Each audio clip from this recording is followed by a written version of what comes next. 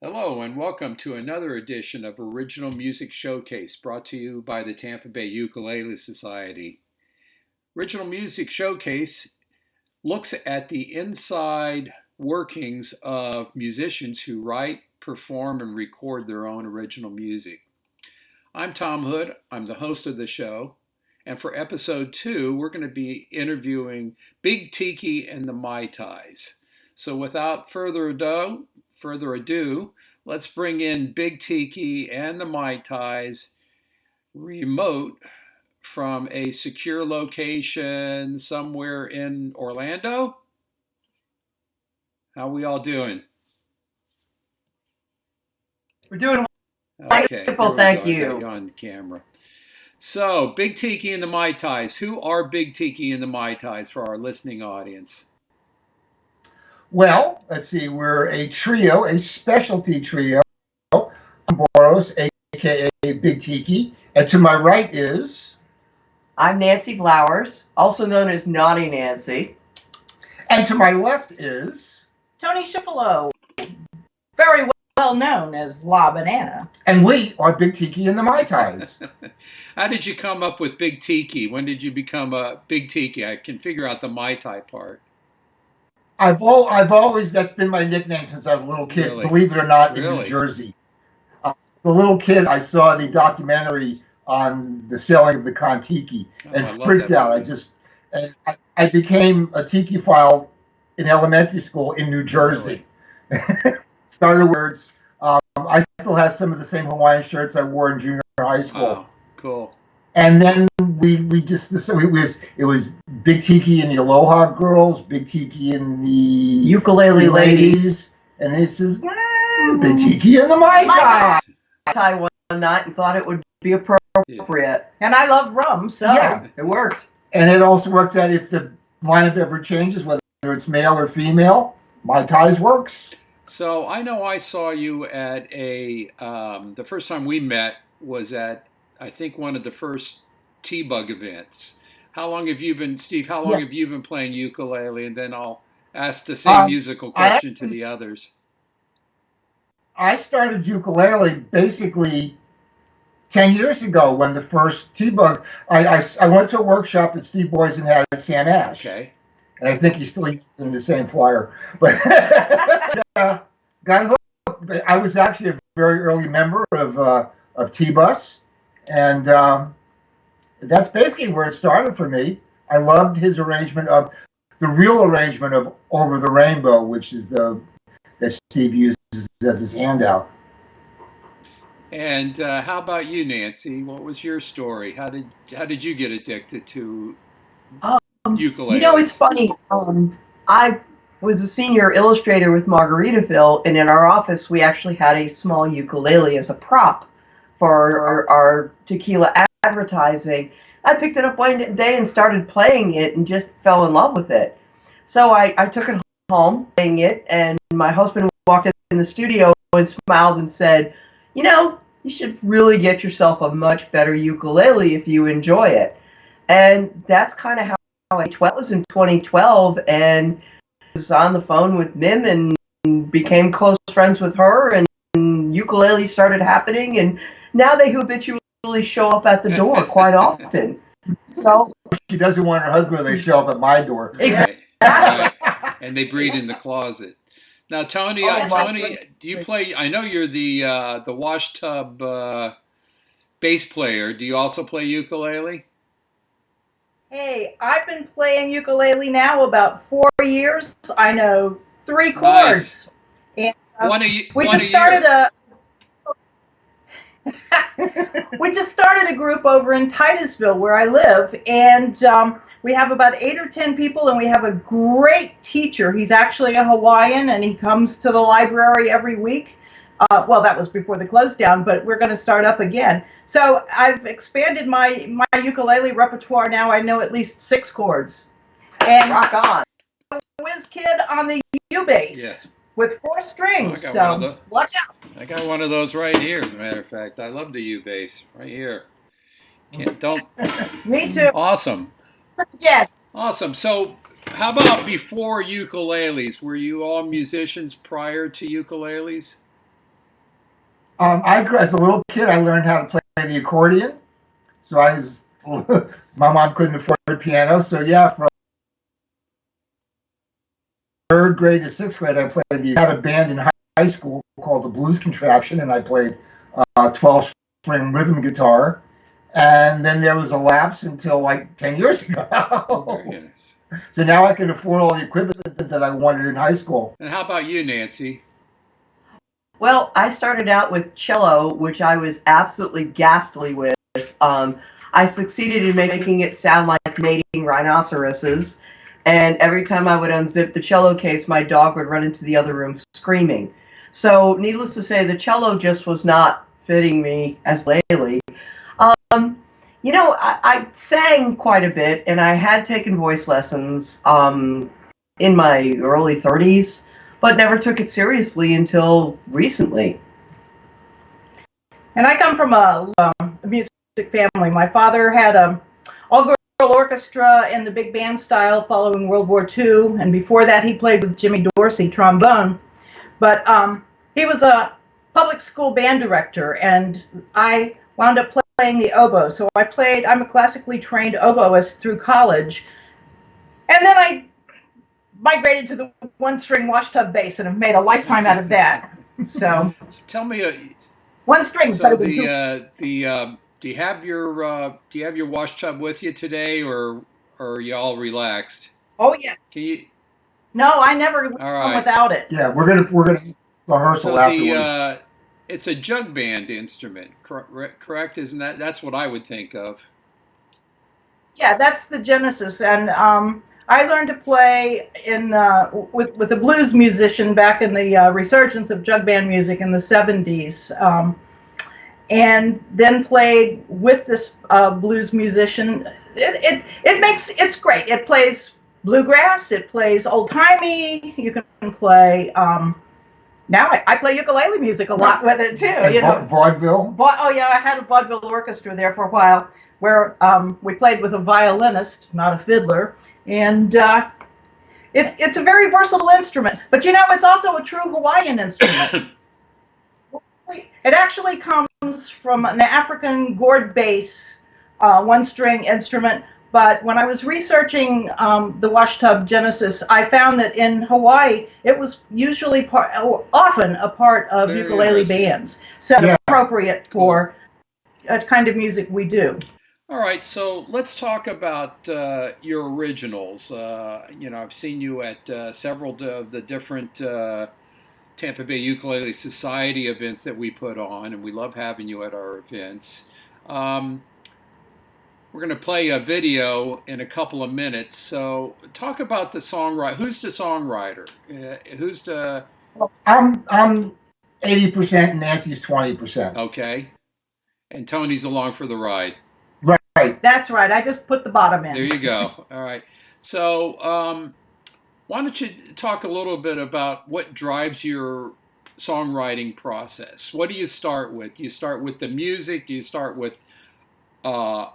an idea for a song, or a lyric, or what happens?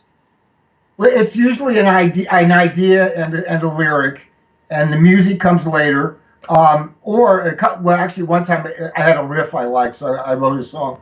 I wanted my Tais around a riff, and I wanted to write that song about us. I mean, one of my heroes is Shel Silverstein. Right. If you haven't guessed by the kind of lyrics you write, so we're not really the storytelling, lyrical songwriter. We like to have fun. We like to have our songs be humorous, because that's kind of what we are. We like to have fun when we play, so the songs reflect that. So let's go to a video. What do you want me to play first? Well, let's start with Florida Man, since that's the oldest one. What you're going to play is the second version of it. The first version I wrote 5 years ago, and it's got almost 10,000 hits on YouTube now. But that was me by myself, and that was my third song I ever wrote, because, growing up in Florida, seeing all the stories, I started putting headlines together, and the song evolved, came up with a riff in the beginning and a chorus, and then just add. And I've got a late night bar version of that, a somewhat risque version of that, and the one that we play most of the time in public, which is the one that you're about to show. All right, well, let's go to Florida Man. This is Big Tiki and the Mai Tais, and then we'll be back with Big Tiki and the Mai Tais here on Original Music Showcase.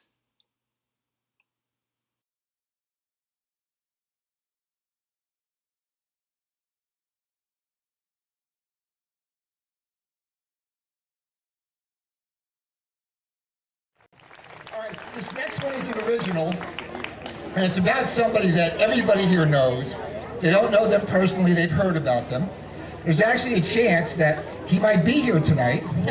He actually might be sitting next to one of you out there. In fact, this could even be you. And if it is you, this song is dedicated to you. Cheers.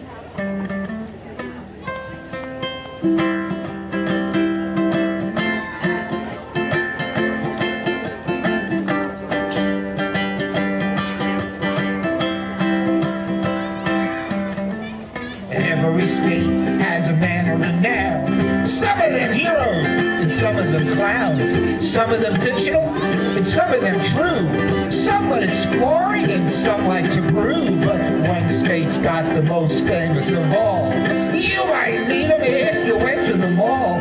The media mentions him on every day. Oh, and here's what the papers say. Florida man rides hood of car at 75 miles an hour down I-95. Florida man steals swine boat, gets stuck on Orlando's Lake Eola fountain. Florida man strips naked outside of 7-Eleven while pretending to be a monkey. Florida man doesn't drink while driving, only at stoplights and stop signs. Florida man, the most famous of all. You might meet him if you went to the mall. The media mentions him on every day. Oh, and here's more of what they say. Florida man dies after winning cockroach eating contest. Yummy. Florida man dies in meth lab explosion after lighting farts on fire. Florida man kills imaginary friend, turns himself in. Florida man dies in explosion after attempting to microwave a microwave. Beep, beep, boom. Florida man, the most famous of all. You might meet him if you went to the mall. The media mentions him on every day. Oh, and here's more of what they say. Florida man pulled over during traffic stop, claims dog was driving. Florida man hits 17 cars while trying to park. Florida man drives out of parking lot from the 4th floor. Florida man gets job at CBS with falsified resume. Tells his boss he's an undercover CIA agent. Turns out it's true. Florida man, the most famous of all. You might meet him if you went to the mall. The media mentions him on every day. Oh, and there's plenty more to say. Florida man, the most famous of all. You might meet him if you went to the mall. The media mentions him on every day because he's an icon of the Sunshine State, Florida man.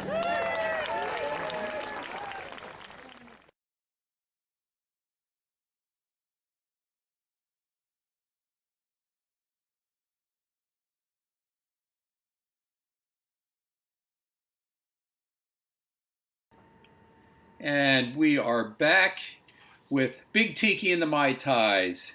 Great song, great song. Really enjoyed that.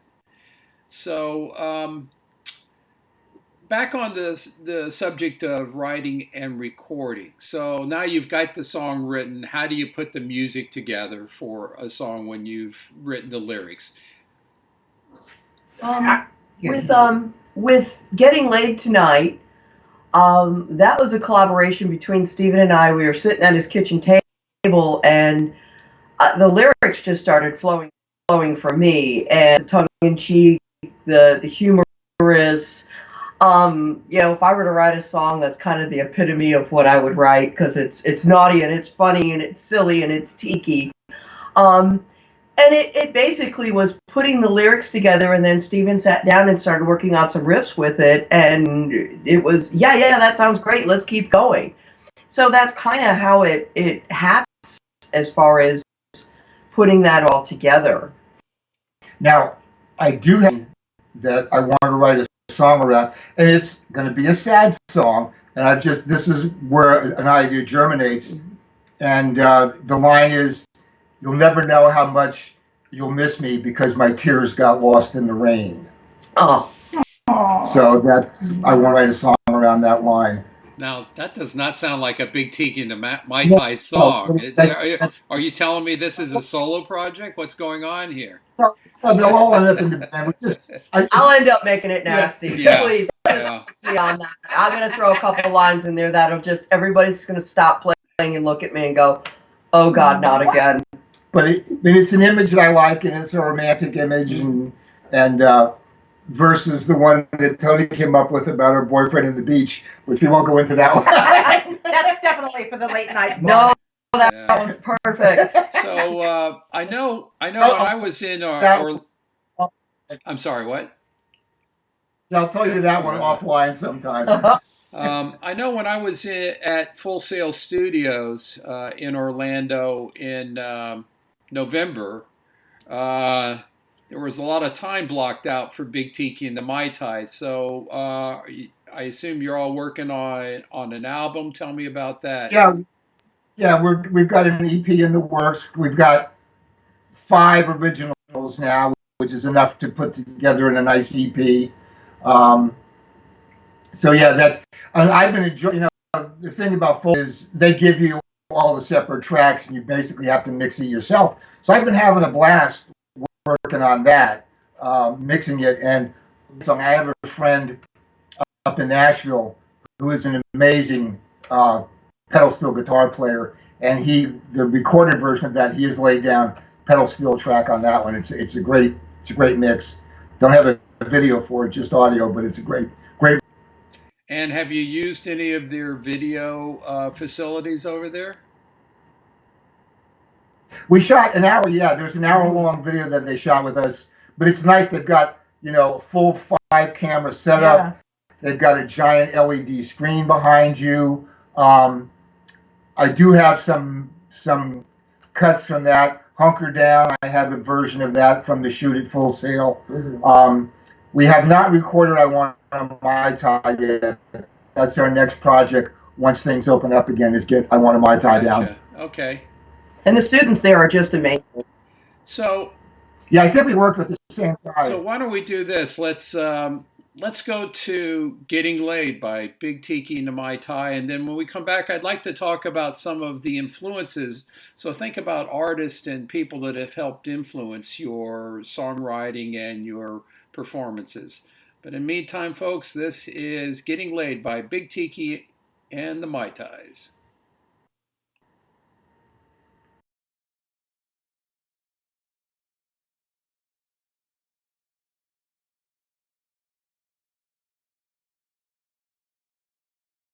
This is our last song.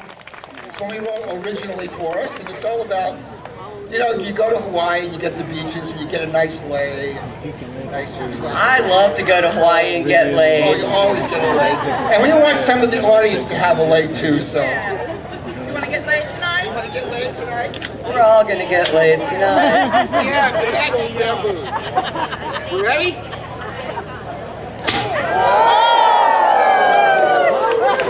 Love it.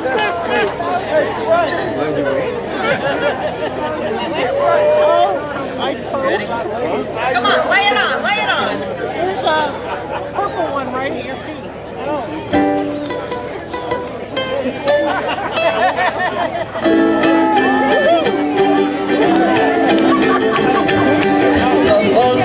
In the morning, another Mai Tai, alright. I started early at the tiki bar, chasing cobwebs of last night. I'm smiling, it's on the low I got this shirt's gaudy and bright. I plan on being naughty, well I'm getting laid tonight.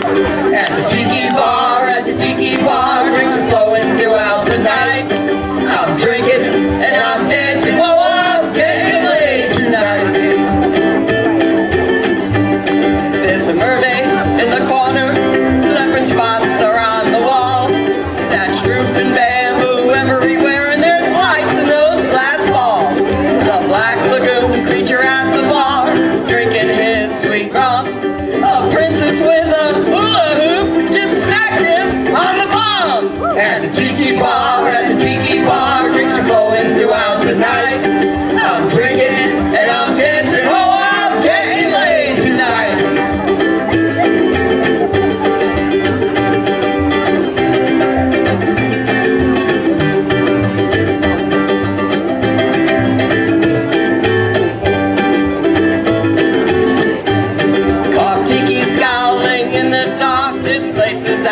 Sight. Purple platters being passed around to everyone's delight. Pineapple drink served in Buddha glasses, tinted blue and green, alright. I'm drinking and I'm dancing while I'm getting laid tonight. At the tiki bar, drinks are flowing throughout the night. I'm playing on being naughty, oh, I'm getting laid tonight. At the tiki bar, drinks are flowing throughout the night. I'm drinking and I'm dancing, oh, I'm getting laid tonight. Well, I'm getting laid tonight. You're getting laid tonight. We're all getting laid tonight. We're all getting laid tonight.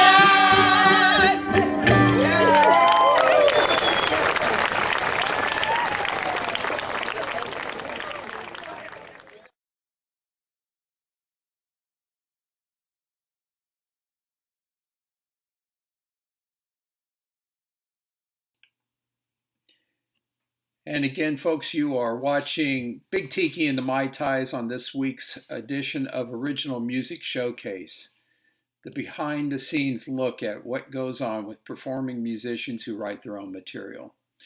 Before we come back to Big Tiki and the Tais, I would like to remind all of our members that are watching the show that we are in the middle of a food bank food drive. We are collecting money to give to Metropolitan Ministries, Feeding Tampa Bay, and Dunedin Cares, which are three of the most active food banks here in the Tampa Bay area.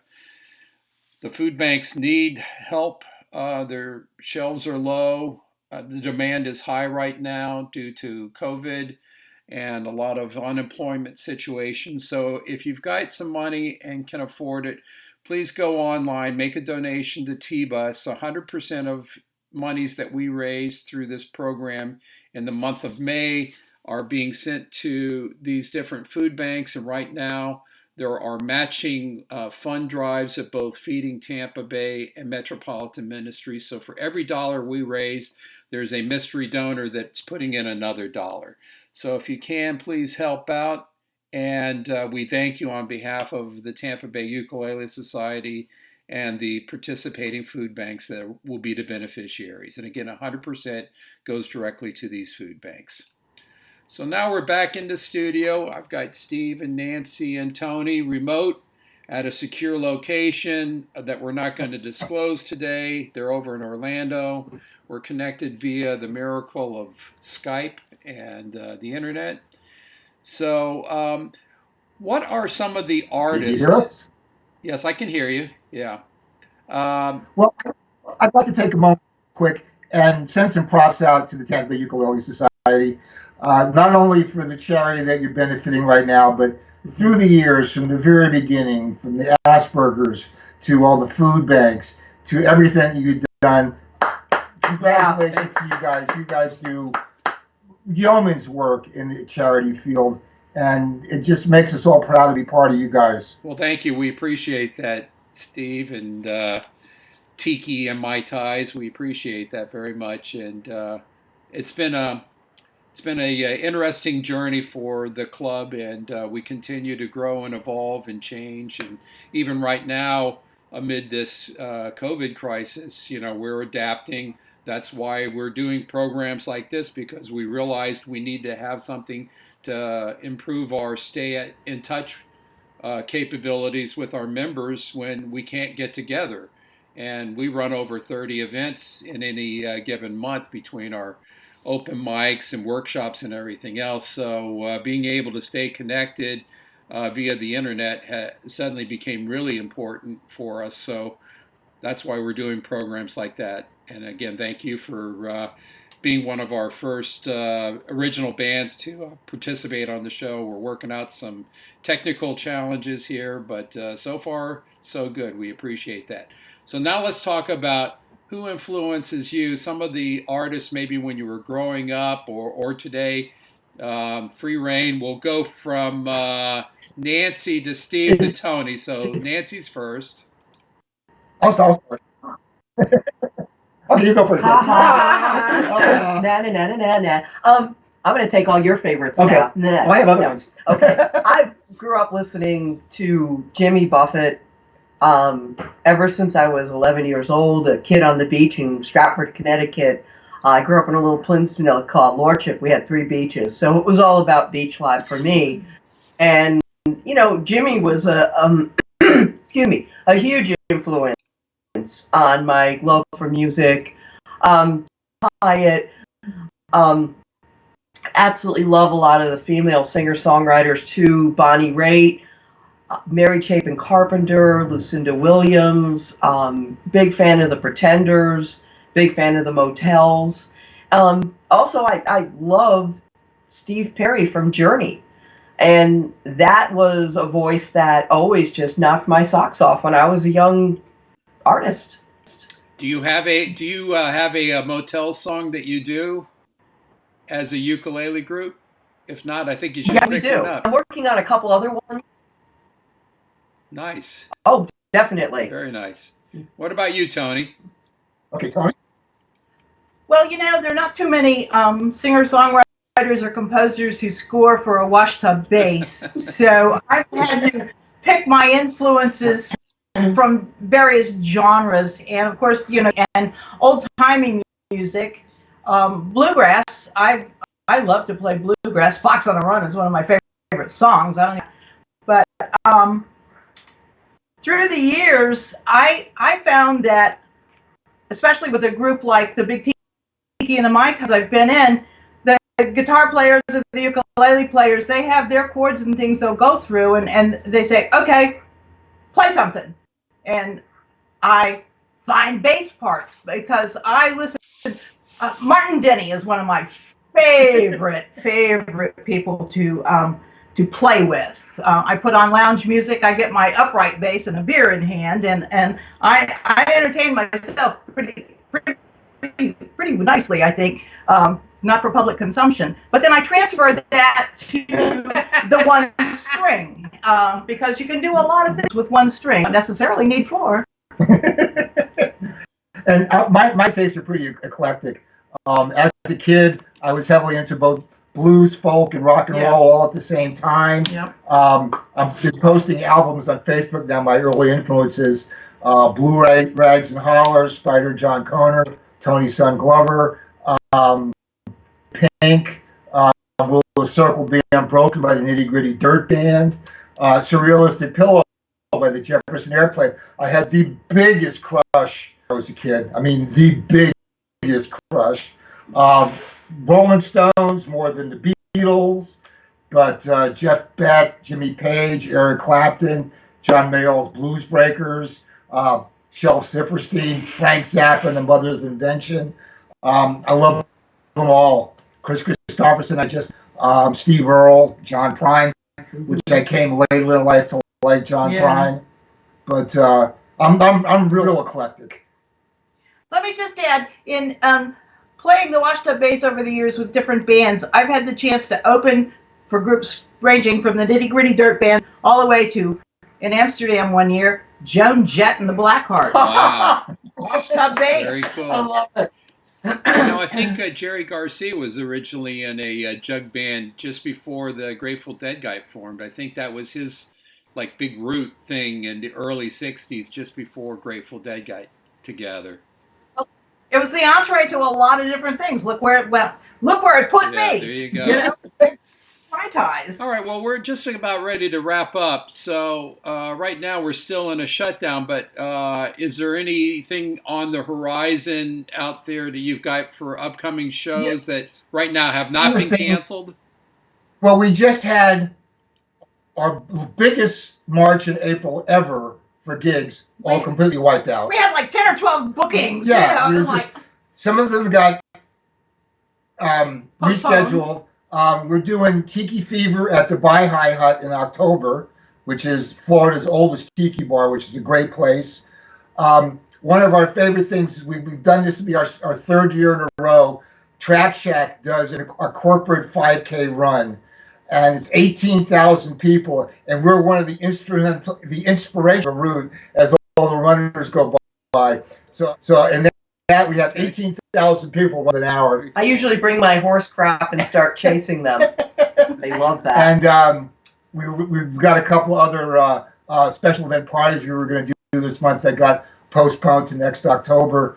And we were just talking about doing a performance at Nancy's husband's place, Wops Hops, just for free, just to get people out. He's got a nice outside beer garden back out in front of public playing again. Just kind of give ourselves a tune-up as well. Yeah. But don't tell Greg we're doing it for free. No, we can't tell Greg. No, we're not going to tell him that. And we're hoping the Hanu will reschedule their Louis. The Hanu.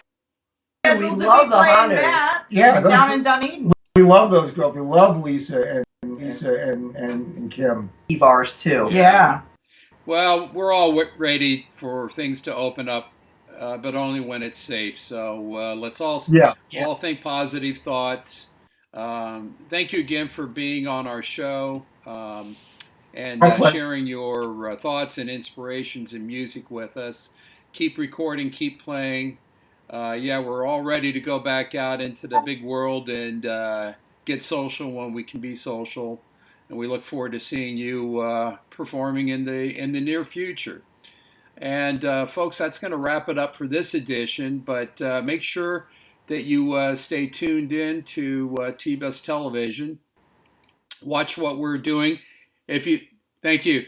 If you have not already subscribed on YouTube, hit the subscribe button. It'll alert you whenever we have something new coming on board. And we will see you next week on Original Music Showcase. Good night.